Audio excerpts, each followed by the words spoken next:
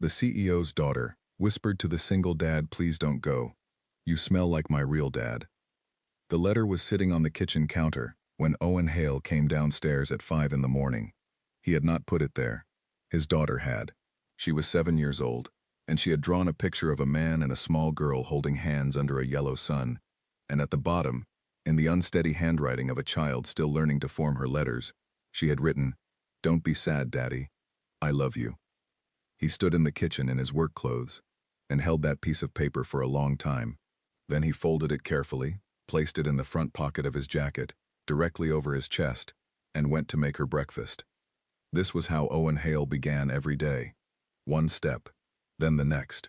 He had been doing it for 2 years, ever since the hospital called him at work on a Thursday afternoon and told him his wife Laura had collapsed in the grocery store parking lot and had not woken up again. She was 31 years old. Their daughter Chloe had been 5.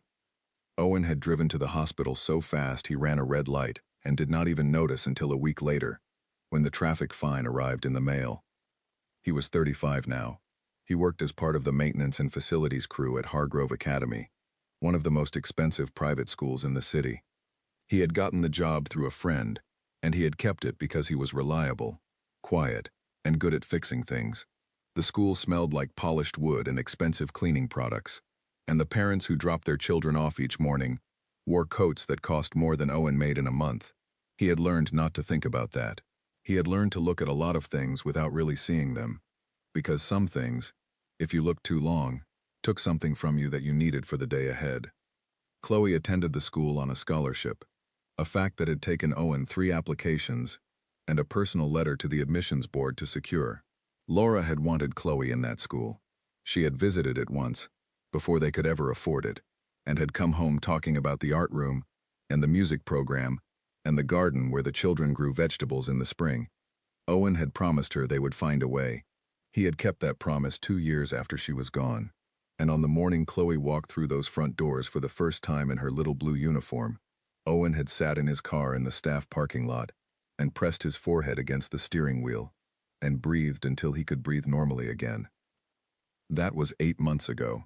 Now Chloe knew every teacher's name and had a best friend called Poppy, and came home talking about photosynthesis and fractions with the kind of energy that made Owen feel, briefly and powerfully, that the world was going to be okay.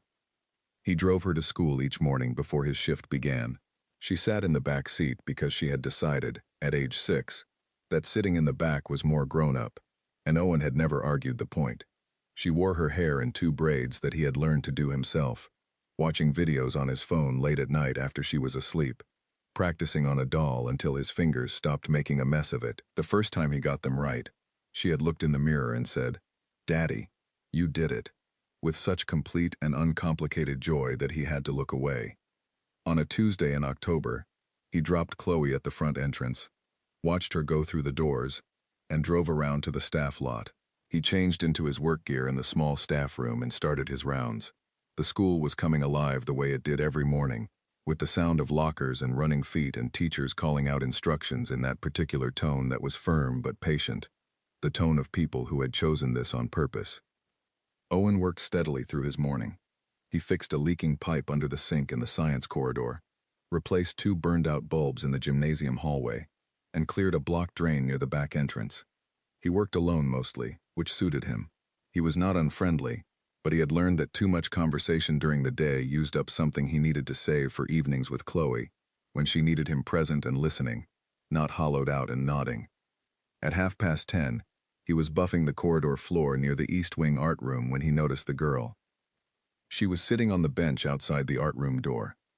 The bench was there for children waiting to be collected for specialist lessons, and it was usually empty at this hour. The girl was 6, maybe 7, and she was wearing a school uniform that fit perfectly, and shoes that were clearly new. Her school bag sat beside her, untouched. Her lunchbox was in her lap, also untouched. She was not crying, she was not fidgeting, she was just sitting, very still, looking at the wall across from her with the patient, faraway expression of a child who had learned that waiting was simply what you did. Owen slowed the buffer and switched it off. He looked down the corridor. No teacher, no aide, no adult anywhere near this child. He walked over, keeping his distance, not wanting to startle her. "Hey," he said quietly. "You okay?" She looked at him. Her eyes were large and very dark, and they assessed him with a directness that children sometimes had, and adults usually lost. "Yes," she said. "Are you supposed to be in class?" "Free period," she said. "Mrs. Doyle said I could sit here." "Okay," Owen said. "Have you eaten anything?" She looked down at the lunchbox in her lap, as if she had forgotten it was there. "Not yet." Owen crouched down a few feet away, low enough that he was not towering over her. He reached into the side pocket of his work jacket and pulled out a granola bar. It was the kind with oats and honey, the same kind he always packed two of, one for Chloe's backpack and one for himself, because Chloe had a habit of eating her lunch by 10 in the morning and needing something by afternoon. "I've got one of these if you want it," he said. "While you wait." She looked at the granola bar. Then she looked at him. Then she took it, very carefully, with both hands. "Thank you," she said. He sat down on the floor, cross-legged, a few feet away. Not beside her, just nearby. He was not planning to stay. He had a floor to finish. But something about the way she sat, that absolute stillness, that practiced patience, made him unwilling to just walk away. They stayed like that for a few minutes. She opened the granola bar and ate it in small, neat bites. He said nothing. She said nothing. At some point, a door opened further down the corridor and the sound of children's voices floated through and then disappeared again. When the bell rang, she stood. She straightened her uniform. She picked up her bag. And then she turned and looked at him with those very direct eyes. And she said, "What's your name?" "Owen," he said. "What's yours?" "Vivian," she said, and she walked back down the corridor toward her class without looking back. Owen watched her go. Then he picked up the granola bar wrapper she had left on the bench, folded it, and put it in his pocket. He switched the buffer back on and finished the floor. He did not think about her for the rest of the day. Or at least, he told himself he did not. But that night, when Chloe fell asleep and the apartment was quiet, and he was sitting at the kitchen table with a cup of tea that had gone cold, he thought about a small girl sitting very still on a bench, with an untouched lunchbox in her lap, waiting for someone who was clearly in no hurry to come. He thought about all the different ways a child could learn to wait like that. He thought about Chloe, and what it would take to make her sit like that. He thought about Laura. Then he poured the cold tea down the sink, rinsed the cup, and went to bed. He did not know, going to sleep that night, that the girl on the bench was Vivian Okafor, and that her mother ran a company with offices in 6 countries, and that in 3 weeks, on a Thursday afternoon, everything that Owen Hale had carefully arranged around his grief was going to be completely undone by 6 words that a small child would whisper into the hem of his jacket. He did not know any of that. He just knew he was tired, and that tomorrow Chloe needed her braids done again, and that the boiler in the West Wing was making a sound that it should not be making, and that there was another granola bar in the cupboard that he should probably remember to put in his pocket in the morning. He closed his eyes. Outside, the city went on, indifferent and bright, not knowing or caring about the quiet machinery of one man's ordinary life, or how close it was to something it had never expected. 3 weeks after Owen met Vivian on the bench outside the art room, the black car did not come. It was a Thursday. The time was 3:20 in the afternoon, and Owen was near the front entrance with a mop and a bucket, working on a spill that a younger child had left near the doormat. The school was emptying quickly. Cars pulled forward and children ran toward them, and doors closed. And the cars moved on, and in 15 minutes the front steps were nearly clear. The buses had gone. The after-school groups had filtered inside. The staff on gate duty had stepped away to deal with something near the side entrance. And Vivian Okafor was standing on the front steps alone. She had her bag on her back. She was holding her lunchbox in both hands. She was looking at the car lane with the same expression Owen had seen 3 weeks before on that bench. That patient, practiced stillness. Not panicked, not tearful, just waiting. As if she had learned that this was a thing that happened, and that making a fuss about it changed nothing. Owen set the mop against the wall and walked to the door. He pushed it open and stepped out. The afternoon air was cool and sharp. Vivian turned at the sound of the door and looked at him. Recognition crossed her face. quiet and clean. "Hey, Vivian," he said. "Hi," she said. "Is someone coming?" "Yes," she said. "I think so." He stood beside her on the steps, not close enough to crowd her, just present. He looked at the car lane. A few stragglers still. A teacher crossing the lot. A pigeon on the railing that seemed completely uninterested in everything. "Was it a good day?" he asked. She considered this seriously, the way children do when they are actually answering the question, and not just saying fine. "We did watercolors in art," she said. "Mine looked like a storm." "Storms are good to paint," Owen said. "Mine was blue and gray," she said. "Mrs. Holt said it had feeling in it." "That's a good thing for a painting to have," Owen said. She nodded. She seemed satisfied with this. They stood for another minute. The pigeon flew away. 2 more cars came and went. The car lane was almost empty now. Vivian did not move, and her expression did not change, but Owen noticed that she had shifted her weight slightly to her left foot, and that her grip on the lunchbox had tightened. "Is your mom usually here by now?" he asked. Vivian paused a fraction of a second before she answered. "Sometimes she's late," she said. It was not a complaint. It was a fact, stated the way children state facts they have long since stopped questioning. Owen thought about that. He thought about the lunchbox she had been holding 3 weeks ago, untouched, in her lap. He thought about the practiced patience, about the stillness. He put his hand in the side pocket of his jacket. There was a granola bar there, the same kind as before. He pulled it out and held it toward her without a word. She looked at it. Something moved across her face, small and quick, almost a smile. She took it. She peeled back the wrapper slowly and took a bite. Owen leaned against the wall beside the door, his hands in his pockets, watching the car lane without staring, the way you watch something when you are making sure someone else does not feel watched. The afternoon light was going flat and pale, October light, the kind that made everything look a little older. Vivian ate the granola bar in small bites and did not speak, and Owen did not speak either. And between them, there was the particular kind of silence that is not empty but full, the kind that only exists when 2 people are both thinking about something they are not ready to say. And then she did something he did not expect. She reached out, without turning toward him, without looking at him, and she took hold of the hem of his jacket with 2 fingers, not gripping, not pulling, just holding, the way a very young child holds on to something when they are trying not to show that they are uncertain. He went very still. He did not look down right away. He gave her a moment. He looked at the car lane, at the pale afternoon light, at nothing in particular. Then, slowly, he looked down at her. Her face was turned slightly away from him. Her jaw was tight, the way jaws get when someone is holding something inside that wants to come out. And then she took a very small breath, and in a voice so quiet it barely cleared the air between them, she said it. "Please don't go. You smell like my real dad." Owen did not move.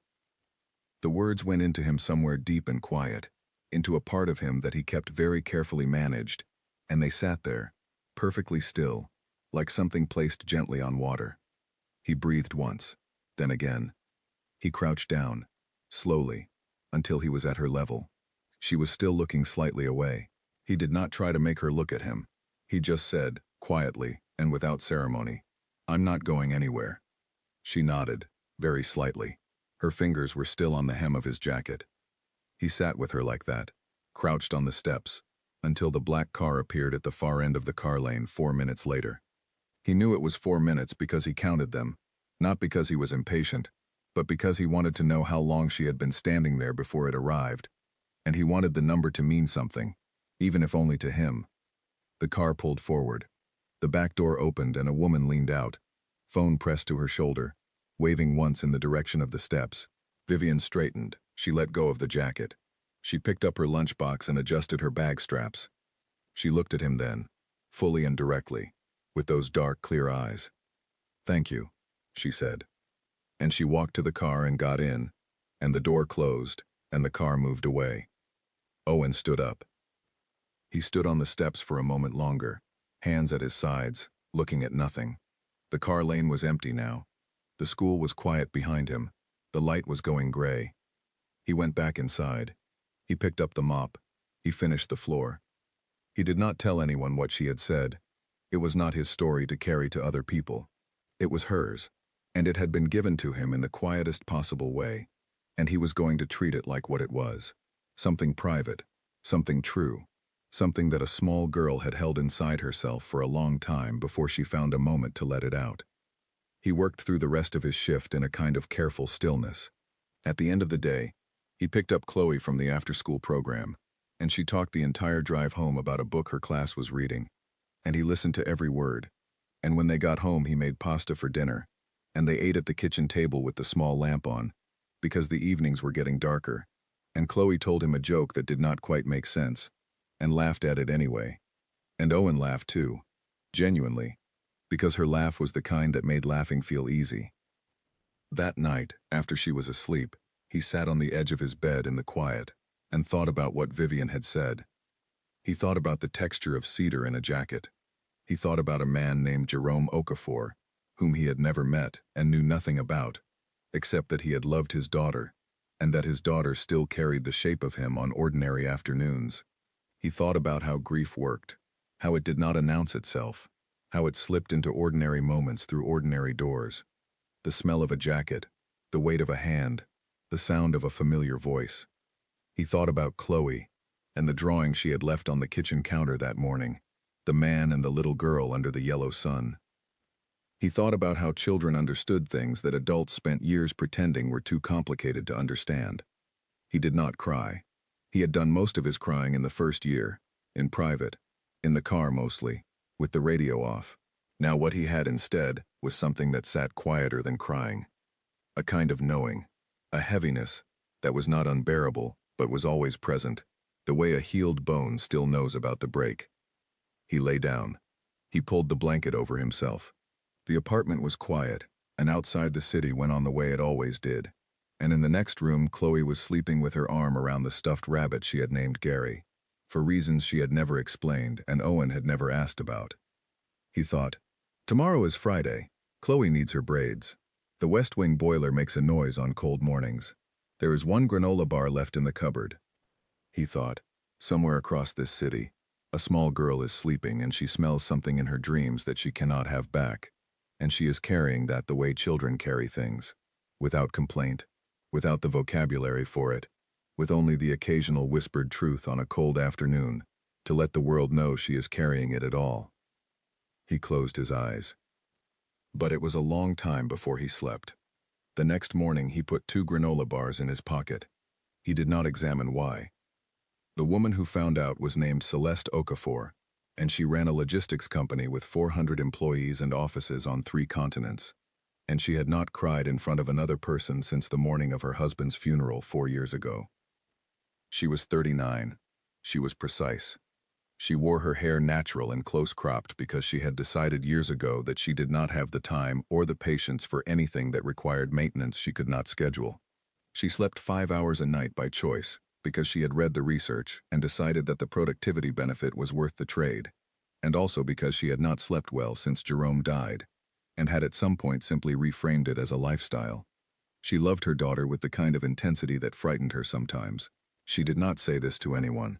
She expressed it in other ways. The school she had researched for 6 months before enrolling Vivian. The nanny she had vetted more carefully than she vetted senior hires. The pediatrician. The tutors. The birthday parties planned 3 months in advance. She gave Vivian everything that could be arranged and scheduled and paid for.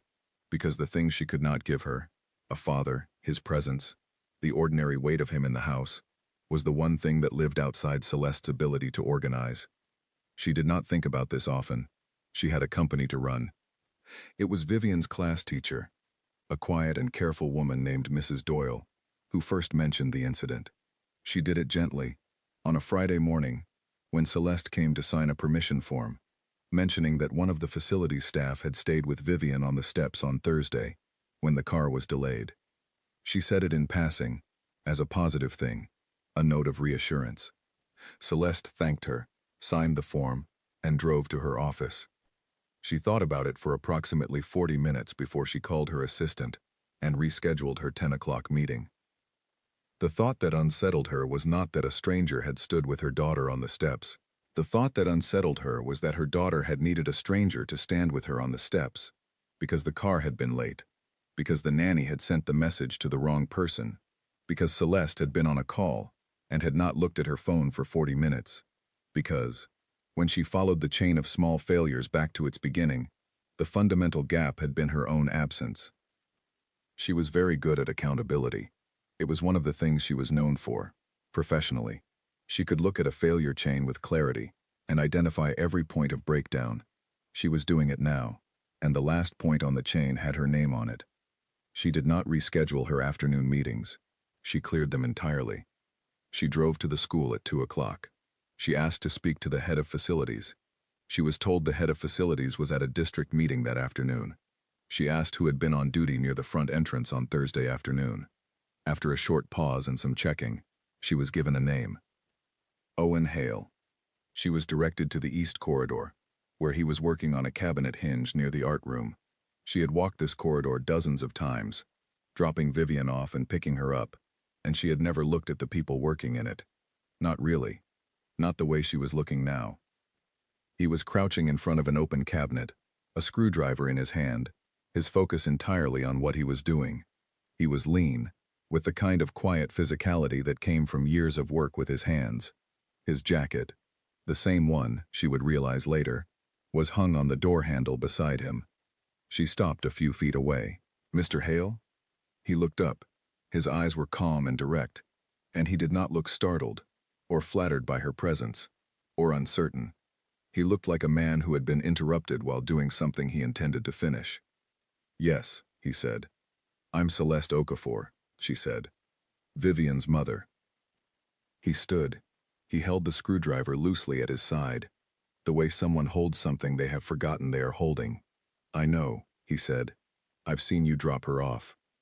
She had not expected that. She had expected him to say it was no trouble, or to be slightly deferent, the way people sometimes were with her. He was neither. He was just present, and looking at her, and waiting for her to say what she had come to say. "I wanted to thank you," she said, "for staying with her on Thursday." "Of course," he said. "The car was delayed," she said. "There was a communication issue." He nodded. He did not say it was fine, which she had also expected. He just nodded. There was a pause. Celeste was not accustomed to pauses. She filled them, professionally, with the next point on the agenda. But standing in this corridor, in front of this man, with his jacket on the door handle beside him, she found that the next thing she had intended to say had gone somewhere she could not immediately locate. She said something else instead. "My daughter said something to you," she said. It came out more directly than she had planned. "On the steps." He looked at her steadily. "Yes. She told me," Celeste said. This was not quite true. Vivian had not told her directly. Vivian had whispered it into the phone on the drive home, talking to her grandmother, not knowing Celeste was listening from the front seat. But Celeste was not going to explain that hierarchy of overheard truths to a man she had met 40 seconds ago. "She misses him," Owen said, simply, without performance. "Yes," Celeste said. Another pause, shorter this time. "Your daughter attends here," she said. She had asked someone, after the Friday morning conversation with Mrs. Doyle. She had not examined, at the time, why she had asked. "Chloe," he said. "Year 2. "She's on a scholarship," Celeste said. "Yes," he said, and his voice had not changed, but something in his posture had shifted, very slightly, a kind of readiness. A man who had heard variations of this sentence before and had developed the habit of waiting to see what came after it.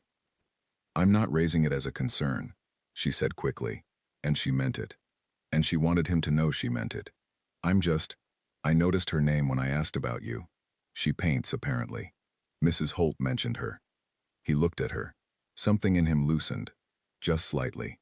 "She comes home talking about it," he said. "Vivian does too," Celeste said.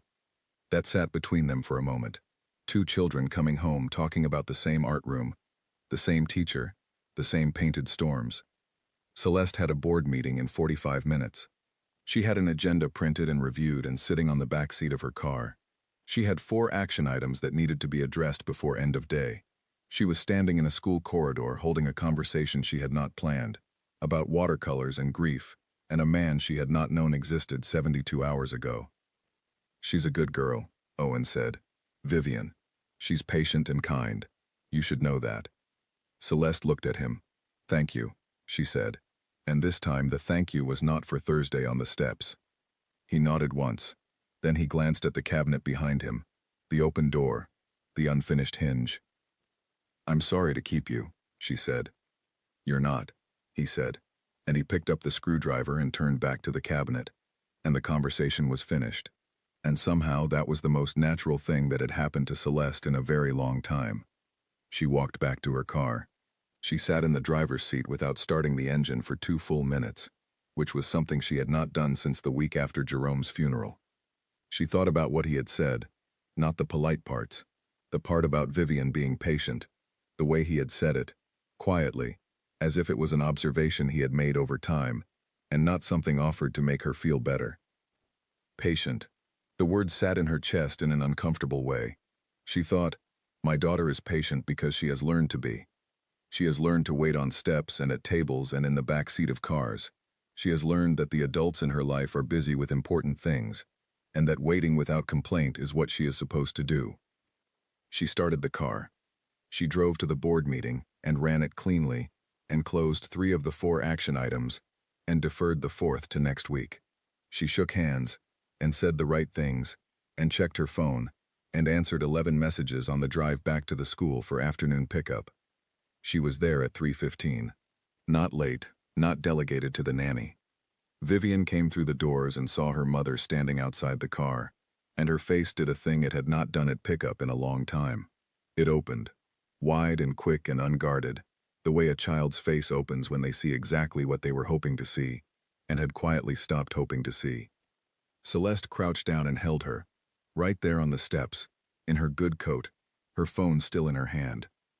She was not doing this because of Owen Hale. She was doing it because her daughter had been standing on these steps alone, and because she had heard the word patient, said about a 6-year-old with a kind of gentleness that had reached inside her and rearranged something. But she also knew, driving home that evening, that she was going to come back to the school tomorrow morning and drop Vivian off herself, and not for any reason she was fully prepared to name. October gave way to November, and Owen Hale and Celeste Okafor did not see each other for 19 days. He did not go looking for her. He was not someone who went looking for things. He had learned in the last 2 years that the energy it took to pursue something, to want it, to reach for it, to manage the disappointment when it turned out to be less than you'd imagined, was energy he could not afford. He had a daughter to raise and a job to keep and a boiler in the West Wing that groaned every time the temperature dropped below 10 degrees. And those things filled his days cleanly and completely. And he was, if not happy, then steady. And steady was what he had learned to value. Vivian still sat on the bench outside the art room some mornings.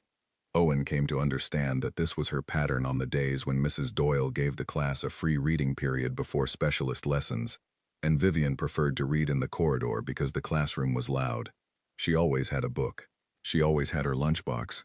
And twice more, on mornings when Owen was working in the East Wing, he passed by and she looked up, and he left a granola bar on the end of the bench without comment, and she took it without comment, and they understood each other perfectly without discussing it. He thought about her father sometimes. He knew a little more now. One of the other staff members, Karen from reception, had mentioned offhandedly that Vivian's father had passed away a few years ago, that Vivian's mother ran some kind of large company and was rarely at pickup. Owen had not asked for details. He did not need them. He had enough of the shape of the thing to know what it felt like. Celeste, for her part, had rearranged her schedule in ways that her assistant found confusing. She was at drop-off every morning now, not always on time. Sometimes she pulled up with her phone to her ear and her coffee still in her hand and walked Vivian to the door in 3 minutes flat, but present. Physically in the building, in the air of the place, on the steps that her daughter stood on every afternoon. She told herself she was adjusting her schedule for efficiency. She had found that combining the school run with her first call of the morning saved her 20 minutes of dead commute time. This was true. It was also not the whole reason, and Celeste Okafor was smart enough to know when she was not telling herself the whole truth. She saw Owen Hale on a Wednesday in November, not because she had arranged it but because she took a wrong turn on the way back from Vivian's classroom and ended up in the East Wing instead of the main lobby. He was fixing a ceiling tile near the music room. He was up on a ladder, working with his hands, and he did not see her until she was almost directly below him. "Good morning," he said, without stopping what he was doing.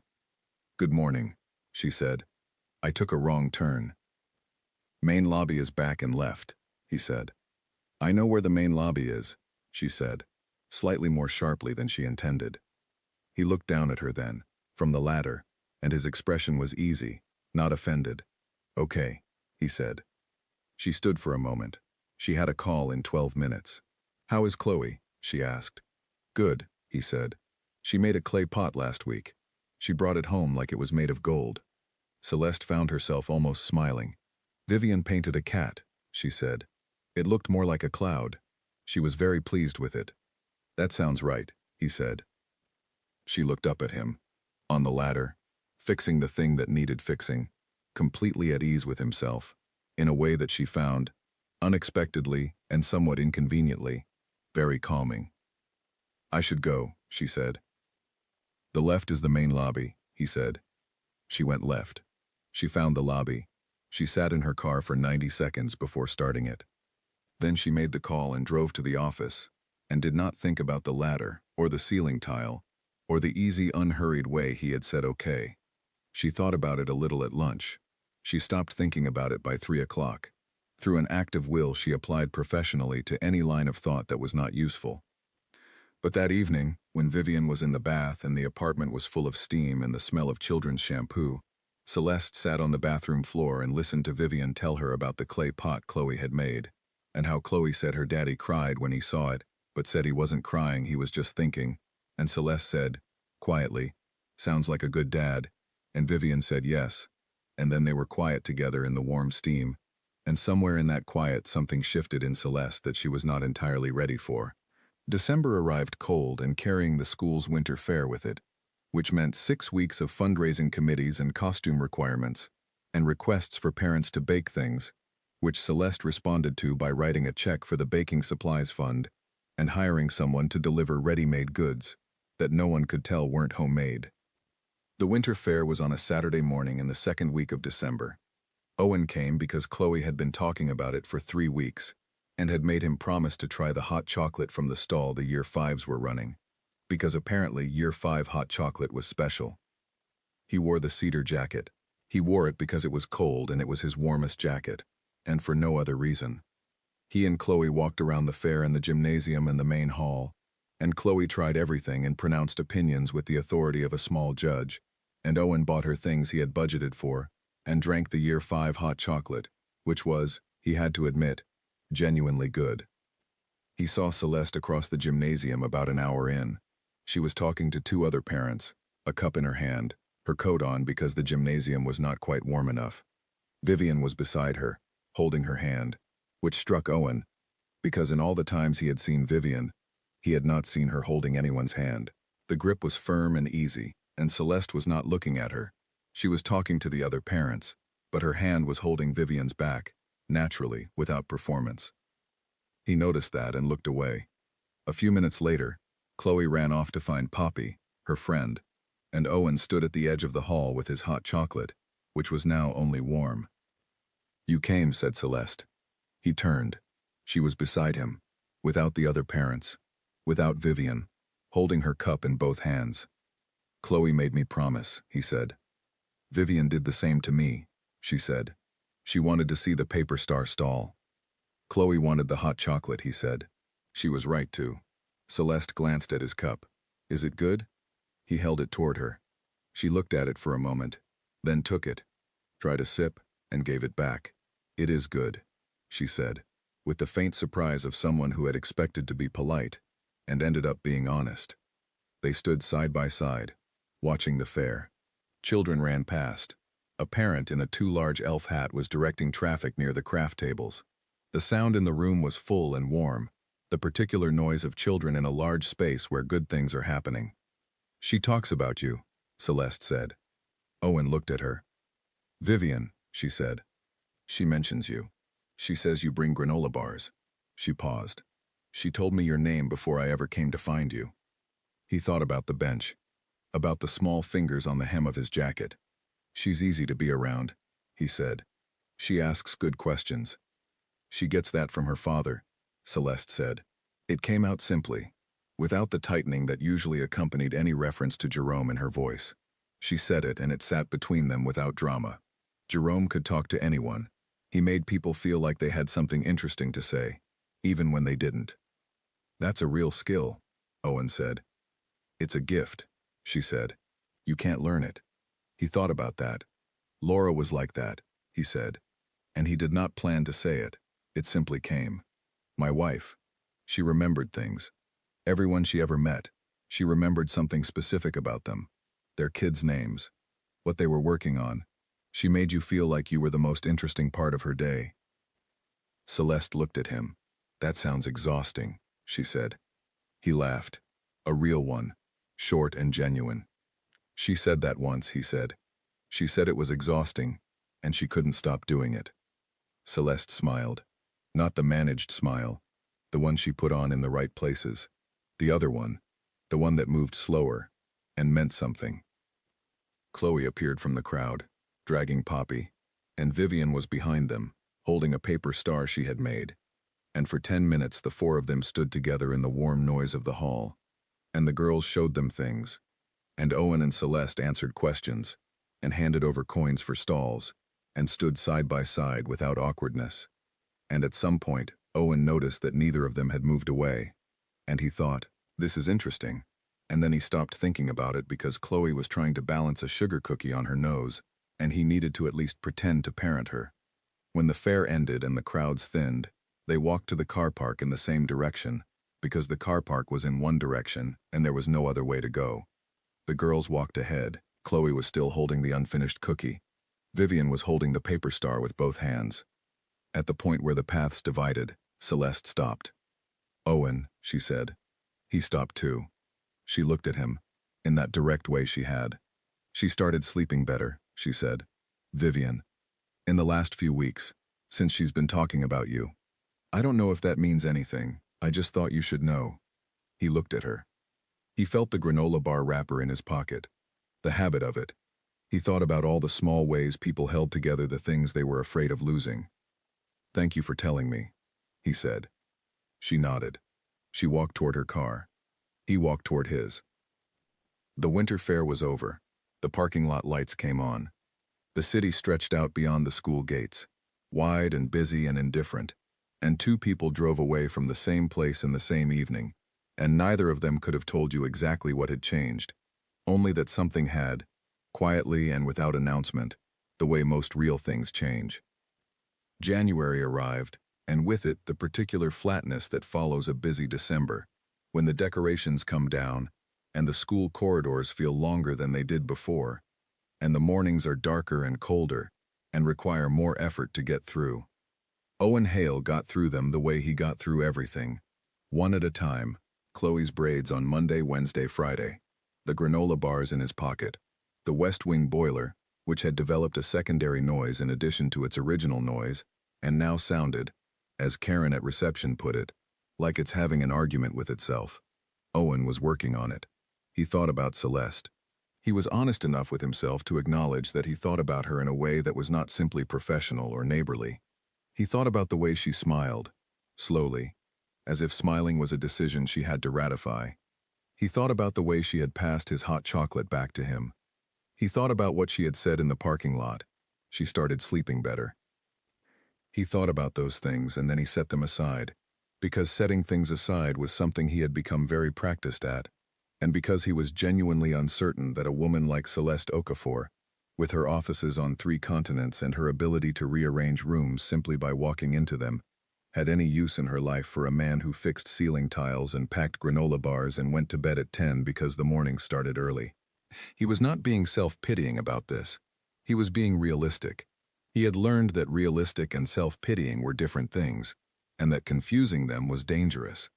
Celeste, for her part, had arrived at a similar impasse by a completely different route. She was not uncertain about her own worth, which was a thing she had worked very hard on in the years after Jerome died, when the world had a way of looking at a widowed mother running a company and deciding she must be either fragile or terrifying.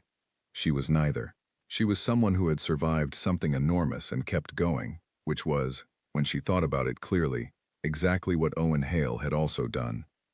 What she was uncertain about was whether she wanted to want something, whether she was ready for the particular vulnerability of letting someone matter to her, after all the careful walls and scheduled distances she had built.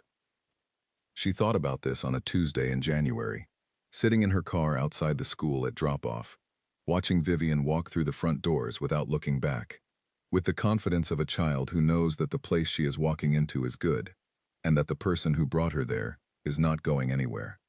She thought, that is the thing I can do, that I have done. I can bring her here and watch her walk in with that step. She thought, and Owen Hale left a granola bar on a bench every Thursday morning, quietly, without ceremony, and a small girl who misses her father takes it without a word, and they understand each other perfectly. She thought, that's not nothing, that's actually everything. She got out of the car. She went back inside the school. She found Owen in the East Wing, replacing a light fitting near the library. He was up on the stepladder again. He looked down when he heard her. "Wrong turn again?" he said. "No," she said. "I came to ask if you wanted to get coffee." He looked at her for a moment. "When?" "Now is too early," she said. "Saturday. There's a place on Mercer Street. 8 o'clock, before the girls wake up and need things." He was quiet for a moment. Not hesitating, she realized, deciding. There was a difference, and she had learned to read the difference in the last year of studying herself making choices. "Okay," he said. "Okay," she said. She walked back to her car. She sat in it for 30 seconds, and in those 30 seconds she did something she had not done in a very long time. She let herself want something simple, without building a plan around it, without scheduling it, without protecting herself from the outcome. She started the car and drove to work. Saturday came cold and clear. They met at 8, as agreed. The coffee shop on Mercer Street was small and warm, with wooden tables and mismatched chairs, and when Owen walked in and saw her already there, her hands around a cup, her coat on the chair beside her, he thought, she looks like herself. Not like the CEO, not like the woman on the school steps. Like the person underneath those things, who was also those things, but was not only those things. They talked for 2 hours. Not about grief, not directly. About Chloe's clay pot and Vivian's paper star. About the year 5 hot chocolate, and whether it was actually better or just better in context. About the boiler in the West Wing. About what Jerome had done for work, and what Laura had done, and how both of them had been the kind of person that a room remembered after they left. At some point the coffee was gone, and neither of them had moved. "I should get back," Celeste said. "Vivian wakes up at 9 and demands eggs." "Chloe wants pancakes," Owen said. "Every Saturday. Blueberry." "Jerome made blueberry pancakes," Celeste said, and it came out quietly, but cleanly, without the tightening, and she looked at him steadily while she said it. "Laura burned them every time," Owen said. "We ate them anyway." There was a moment between them that was not sad, or not only sad. It was the particular kind of moment that comes when two people who have been carrying something heavy discover, without discussion, that the other person knows the weight of it from the inside. Owen reached over and covered her hand with his. He did not say anything. She did not move her hand away. After a moment she said, "Same time next week?" "Yes," he said. They walked out into the January morning, which was cold and sharp and very bright, the kind of morning that required you to look directly at it and not look away. Neither of them did. They went back to their daughters and their Saturday mornings and the good ordinary work of building a day. But something had crossed between them over 2 cups of coffee on a small wooden table, something quiet and certain, and neither of them was going to set it aside. On Sunday afternoon, Chloe came into the kitchen while Owen was washing up and said, "Daddy, is Vivian going to be my sister?" Owen turned off the tap. "What makes you ask that?" Chloe shrugged with magnificent casualness. "She said she thinks you like her mum," she said. And I told her I think so too. Owen dried his hands. He crouched down to Chloe's level, and she looked at him with her mother's steady eyes, and he felt the granola bar wrapper in his pocket, and the folded drawing on the refrigerator, and the particular weight of all the good ordinary things he had been given to carry. "Would that be okay?" he said. "If I liked her mum?" Chloe considered this with the seriousness it deserved. "Vivian's nice," she said, "and her mum smells like proper perfume, not the spray kind." He pulled her into a hug. She laughed and squirmed and let him hold her. Outside, the January light was going gold across the window. He thought, Laura would have liked this. She would have remembered every detail. She would have made it a story they told at dinner parties. She would have laughed. He thought, I am not replacing anything. I am making room for something new, inside the same life. A life that still has Laura in it, and always will, and has room for more, because love does not work like a tank that empties. Chloe wriggled free. "Can we have pancakes for dinner?" she said. "The blueberry kind?" "That's breakfast food," Owen said. "So?" said Chloe. "So," Owen said. "Yes." He made the pancakes. He burned the first two, the way Laura always had. He ate them anyway. And in the kitchen, with the gold light coming through the window, and the smell of something good, and the sound of his daughter humming to herself over her plate, Owen Hale felt something that was not quite happiness, and not quite peace, but was maybe the word that lives between the two, the word that takes the longest to come back, and, when it finally does, asks the least of you. He felt, simply and entirely, at home.